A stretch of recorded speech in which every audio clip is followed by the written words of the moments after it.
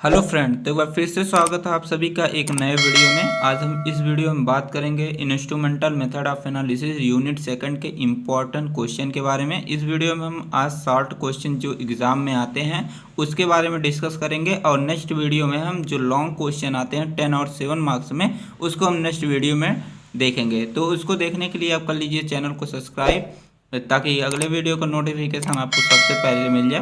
तो पहला जो क्वेश्चन हमारा पूछा जाता है, what is I R spectroscopy. I R का मतलब होता है इंफ्रारेड स्पेक्ट्रोस्कोपी। तो इसकी डिफिनेशन पूछी जाती है, कभी कभी इसका प्रिंसिपल भी पूछ लिया जाता है। तो मैं सभी को यहाँ पे डिस्कस करूँगा। तो देख लेते हैं कि आई आर स्पेक्ट्रोस्कोपी क्या होती है। तो ठीक है, आई आर स्पेक्ट्रोस्कोपी जो होती है कि यह जो होता है फंक्शनल ग्रुप को डिटरमाइन करने के लिए यूज किया जाता है। तो एक एक पॉइंट देख लेते हैं। Infrared radiation is used for the analysis of compound. जो इंफ्रारेड रेडिएशन होती है यह किसी भी कंपाउंड के एनालिसिस के लिए यूज किया जाता है। जब इंफ्रारेड जो हमारी रेडिएशन है जब किसी कंपाउंड पे गिरता है, ठीक है, जब ये किसी कंपाउंड पे जब इसको डालते हैं, या तो वह रोटेशन करती है, तो या तो करती है वाइब्रेशन करती है। तो वह रोटेशन ऐसे करती है, ठीक है। ये मान लीजिए कोई हमारा कंपाउंड है, ये देखिए इस ऐसे रोटेशन करती है या तो वाइब्रेशन करेगी, ठीक है, वाइब्रेशन या इधर उधर आएगी, ठीक है। तो जो हमारा आई आर स्पेक्ट्रोस्कोपी है एक प्रकार की एब्जॉर्प्शन स्पेक्ट्रोस्कोपी है, जिसका हम यूज़ करते हैं फंक्शनल ग्रुप को डिटरमाइन करने के लिए हम इसका यूज़ करते हैं। इसे हम एग्ज़ाम में अगर दूसरे नाम से पूछे वाइब्रेशनल स्पेक्ट्रोस्कोपी, तब भी आप यही लिखेंगे, ठीक है। जो इसकी आई आर रेडिएशन की जो वेवलेंथ होती है 0.7 से 400 माइक्रोमीटर तक इसकी जो है वेवलेंथ होती है। तो आपको यह याद रखना है, ठीक है। तो ये था what is I R spectroscopy का हमारा आंसर। तो आप चाहे इसका ए वाला भी लिख सकते हैं, इसमें ए भी लिख सकते हैं, दोनों डिफिनेशन मैंने यहाँ पे दे दी है, तो इसको आप लिख सकते हैं। तो अब दूसरा जो क्वेश्चन पूछा जाता है, अगली साल ये क्वेश्चन पूछा भी गया था, give the radiation source of I R spectroscopy, ठीक है। आई आर स्पेक्ट्रोस्कोपी में कौन कौन से सोर्स जो है रेडिएशन के लिए यूज़ किए जाते हैं। तो यहाँ पे आगे भी जो लॉन्ग क्वेश्चन में बनाया हूँ उसमें भी इसको मेंशन किया गया है, उस इसको आप ब्रीफ में वहाँ पे आपको जानने को मिलेगा। तो यहाँ पे खाली 2 मार्क्स में बताना है कि कौन कौन से सोर्स है।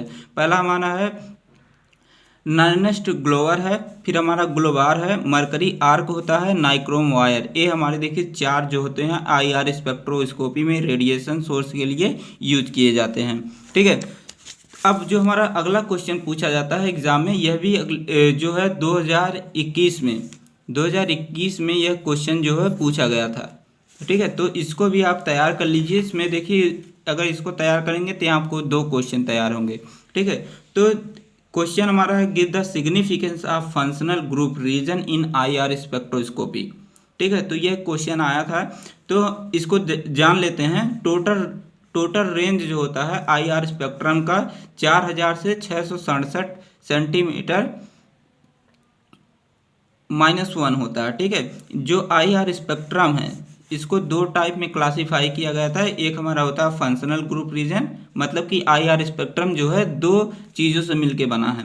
एक हमारा है फंक्शनल ग्रुप रीजन, एक हमारा फिंगरप्रिंट रीजन। 2 चीज़ों से हमारा मिलके बना है आई आर स्पेक्ट्रम। जो फंक्शनल ग्रुप होता है इसका जो हमारा स्पेक्ट्रम रेंज होता है 4000 से 1300 सेंटीमीटर -1 होता है, और इसका जो होता है फिंगरप्रिंट रीजन, इसका जो होता है स्पेक्ट्रम 1300 से 667 सेंटीमीटर -1 इसका होता है, ठीक है। इसका सिग्निफिकेंस देख ले, तो कभी कभी एग्जाम में यह भी पूछ लिया जाता है व्हाट इज फिंगरप्रिंट रीजन, ठीक है। यह भी एग्जाम में पूछ लिया जाता है, तो मैंने दोनों को यहाँ पे मेंशन कर दिया है।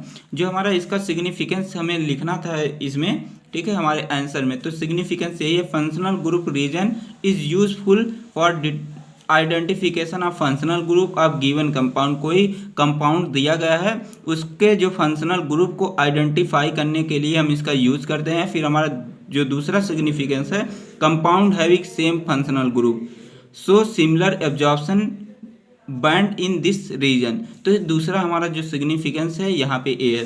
तो इसको भी आप तैयार कर लीजिए, कर लीजिए, क्योंकि एग्जाम में हो सकता है पूछ ले, ठीक है, क्योंकि अगली बार ए पूछा था, हो सकता है अब की बार ए पूछ ले, तो आपको दोनों तैयार कर लेना है। जो नेक्स्ट क्वेश्चन पूछा गया था, what the principle of flame photometry, तो इसको आप लॉन्ग क्वेश्चन जब मैं वीडियो बनाऊंगा तो वहाँ पे आपको ये इसका आंसर मिल जाएगा, तो यहाँ पे आप लिख लीजिएगा, तो इसलिए मैंने यहाँ पे जगह इसको छोड़ दी है। तो अब अगला क्वेश्चन देखते हैं, ठीक है। What is flame photometry, very important question है, यह भी एग्जाम में पूछा गया था, ठीक है। फ्लेम फोटोमेट्री क्या होता है इसको बताना है। फ्लेम फोटोमेट्री का जो दूसरा नाम है फ्लेम एटॉमिक इमिशन स्पेक्ट्रोस्कोपी भी इसको बोलते हैं, तो इस नाम से भी पूछ सकता है, तो आपको दोनों नाम याद रखना है, ठीक है। तो जो फ्लेम फोटोमेट्री होता है, use to examine the inorganic metals ion like sodium, potassium, calcium, lithium, ठीक है। जो फ्लेम फोटोमेट्री होता है यह इनऑर्गेनिक मेटल्स जो होते हैं उनको एग्जामिन करने के लिए यूज किया जाता है, ठीक है। Flame photometry is based on the measurement of intensity, जो फ्लेम फोटोमेट्री है यह किस पे बेस है, इंटेंसिटी के बेस पे है, इंटेंसिटी ऑफ लाइट के, ठीक है। Light emitted when metal is introduce into flame, जब मेटल को किसमें इंट्रोड्यूस किया जाता है, जो हमारी फ्लेम होती है। आपको इसको अगर ब्रीफ में जानना है तो आप लॉन्ग वाला क्वेश्चन वहाँ पे जब इंस्ट्रूमेंटेशन देखेंगे तो वहाँ पे आपको पता चलेगा कि कैसे जो हमारे मेटल है इसको कैसे, जो हमारी फ्लेम होती है, फ्लेम मतलब जी लाइट की जो ऐसे निकलती है लौ, लाइट की लौ होती है, उससे कैसे गुजारते हैं, तो उसमें कैसे पता लगाते हैं कि इंटेंसिटी लाइट की क्या है, ठीक है। तो वहाँ पे आपको पता चल जाएगा। तो यहाँ पे आपको डिफिनेशन सिर्फ जानना है, तो आप यहाँ पे डिफिनेशन इसकी लिख सकते हैं। अब बात करते हैं एटॉमिक एब्जॉर्प्शन स्पेक्ट्रोस्कोपी, जिसको हम AAS भी बोलते हैं, ठीक है। तो देखिए जिसका मैं दो नाम बता रहा हूँ उसका नाम आपको याद रखना जरूरी है, ठीक है। जो हमारा AAS is instrumental method for the determination of metallic element which is based on the absorption of EMR। देखिए यहाँ पे हमारा EMR लाइट है, EMR मतलब कि हमारा इलेक्ट्रोमैग्नेटिक रेडिएशन है। इसको जब हम सैंपल पे गिराते हैं, ठीक है, सैंपल पे जब इसको हम डालते हैं तो इसमें हम देखते हैं कि जो हमारा इसमें एटम है, सैंपल में जो एटम है कितने लाइट को एब्जॉर्ब किया है, मतलब इलेक्ट्रोमैग्नेटिक रेडिएशन को कितना एब्जॉर्ब किया है, उसी को बोलते हैं एटॉमिक एब्जॉर्प्शन स्पेक्ट्रोस्कोपी। तो इसके नाम से पता चल रहा है कि जो एटम है कितने रेडिएशन को एब्जॉर्ब किया है, उसी को बोलते हैं हम एटॉमिक एब्जॉर्प्शन स्पेक्ट्रोस्कोपी बोलते हैं, ठीक है। तो दूसरी भी डिफिनेशन मैंने यहाँ पे लिख दी है, जो हमारा atomic absorption spectroscopy is an instrumental method of qualitative and quantitative analysis. Qualitative का मतलब है कि कितने अमाउंट में सैंपल में हमारा एनालाइट प्रेजेंट है, ठीक है, और क्वालिटेटिव का मतलब है जी हमारा whether and analyte present in the sample. तो इसका दोनों का मतलब हमारा यहाँ पे मैंने लिख दिया है, तो आप कोई भी डिफिनेशन इसमें से लिख सकते हैं, ठीक है। तो अगर आपको वीडियो अच्छी लग रही है तो प्लीज़ चैनल को सब्सक्राइब करिए ताकि अगले वीडियो का नोटिफिकेशन आपको सबसे पहले मिल जाए। तो लॉन्ग वाला जो वीडियो है मैं जल्द लाऊंगा उसको, ठीक है। तो देखिए हमारा जो 6वां क्वेश्चन है, right the application of atomic absorption spectroscopy, यह भी एग्जाम में क्वेश्चन पूछा गया था, ठीक है। तो इसको भी आपको तैयार कर लेना है। यह देखिए जब भी पूछा जाएगा या तो 7 मार्क्स में जब क्या नाम है एटॉमिक एब्जॉर्प्शन स्पेक्ट्रोस्कोपी का इंस्ट्रूमेंटेशन भी पूछेगा, प्रिंसिपल भी लिखने को पूछेगा और उसकी एप्लीकेशन भी, और 2 नंबर में सिर्फ एप्लीकेशन ही पूछेगा या तो इसकी डिफिनेशन पूछेगा, ठीक है। तो इसमें देख लीजिए कुछ मैंने यहाँ पे इसकी एप्लीकेशन लिख दी है, तो इसको आप यहाँ से लिख सकते हैं, एकदम सिंपल है, कुछ इसमें करना नहीं है, ठीक है। जो चीज़ें बताने वाली उसको मैं बता दे रहा हूँ। तो अगला जो हमारा क्वेश्चन पूछा जाता है 7वां जो क्वेश्चन दिया है, right the principle of AAS। अभी मैंने बताया कि इसकी प्रिंसिपल भी एग्जाम में पूछ लिया जाता है, सभी का प्रिंसिपल भी पूछ सकता है 2 मार्क्स में, ठीक है। तो इसका जो प्रिंसिपल है आइए देख लेते हैं। It use the principle that atoms can absorb light at specific अनक्यूब वेवलेंथ। जो हमारे एटम हैं इसमें हमारी एटम जो है कितने लाइट को एब्जॉर्ब किए हैं, ठीक है। When the specific wavelength of light is provide the energy is absorb by the atom.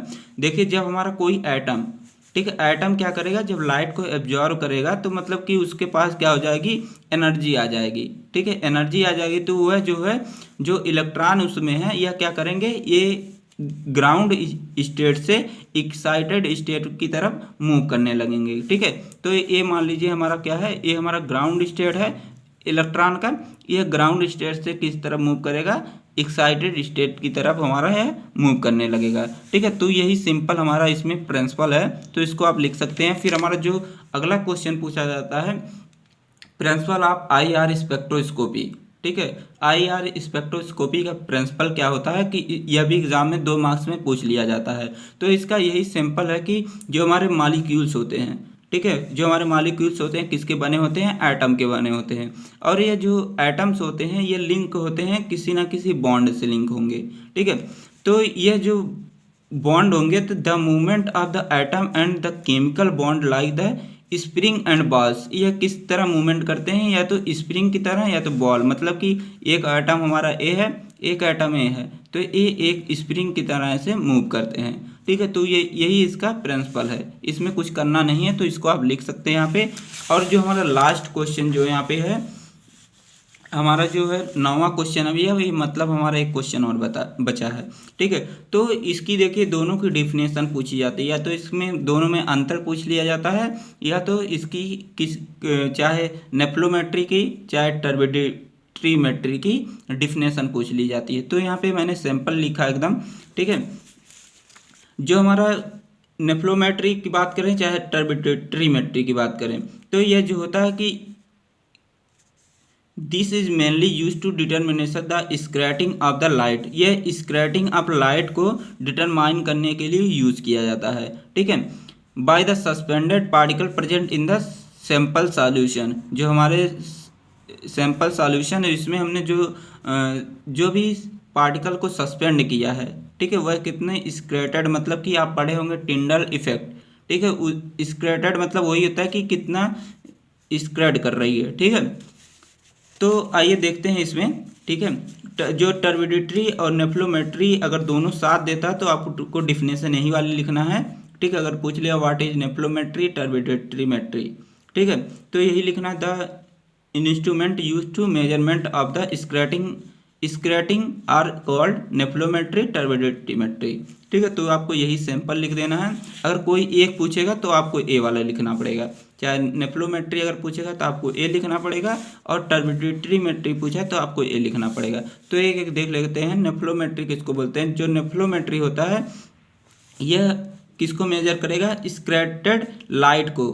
ठीक है, स्कैटर्ड लाइट को उसको मेजर करने का काम करेगा। और जो हमारा टर्बिडिट्रीमेट्री होता है यह हमारा ट्रांसमिटेड लाइट को मेजर करने का काम करता है। ठीक है, यह क्या करता है कि यह हमेशा जो है लो कंसंट्रेटेड सस्पेंशन को डिटरमाइन करने के लिए यूज़ किया जाता है, और हमारा ए जो होता है हाई कंसंट्रेटेड सस्पेंशन को डिटरमाइन करने के लिए यूज़ किया जाता है। ठीक है, तो इसको मैं आपको एक डायग्राम से समझा देता हूँ। ठीक है, मान लीजिए आप पढ़े होंगे टिंडल इफेक्ट। ठीक है, तो आपको अभी याद आ जाएगा। ये देखिए लाइट हमारा है, लाइट को एक लेंस से हमने गुजारा, तो हमारा जो लेंस की जो लाइट है यह किस में गई, हमारे सैंपल सॉल्यूशन में। सैंपल सॉल्यूशन में हमारा जो पार्टिकल सस्पेंड था, ये पार्टिकल सस्पेंड है, इसमें क्या हुआ कि हमारी जो लाइट है ये स्कैटर्ड हो गई, मतलब कि फैल गई। स्कैटर्ड मतलब कि फैलना। ठीक है, तो ये हमारी कुछ लाइट जो होती है, अगर जो लाइट हमारी ए वाली आई है 90 डिग्री डिटेक्टर के पास, तो इसी को बोलेंगे हम नेफ्लोमेट्री बोलेंगे। ठीक है, जो 90 एंगल पे आएगी, ठीक है, उसको हम बोलेंगे नेफ्लोमेट्रिक। और जो हमारा ट्रांसमिटेड लाइट रहेगी उसको हम बोलेंगे, जो 180 डिग्री पे रहेगा उसको हम बोलेंगे टर्बिडिट्रीमेट्रिक। तो यही क्या नाम है, उसका मेन डिफरेंस यही है कि इसका जो एंगल होगा इतना होगा, और इसका जो नेफ्लोमेट्री का एंगल होगा इतना होगा। ठीक है, तो यही सिंपल था। और जो हमारा लास्ट क्वेश्चन पूछा जाता है, right the factor affecting vibration, कौन कौन फैक्टर जो वाइब्रेशन को अफेक्ट करते हैं, मतलब IR स्पेक्ट्रोस्कोपी का क्वेश्चन है। तो यहाँ पे टोटल हमने 4 फैक्टर लिख दिए हैं, बस इतना ही था। तो अब मिलते हैं नेक्स्ट वीडियो में। अगर वीडियो अच्छी लगी तो प्लीज़ चैनल को सब्सक्राइब कर दीजिएगा। तो यहाँ पे देख लीजिए जो हमारा लॉन्ग क्वेश्चन आता है यहाँ पे, इसको मैं इसका वीडियो जल्द ही लाने वाला हूँ, तो आप इसको देखने के लिए चैनल को सब्सक्राइब कर दीजिए। Thanks for watching.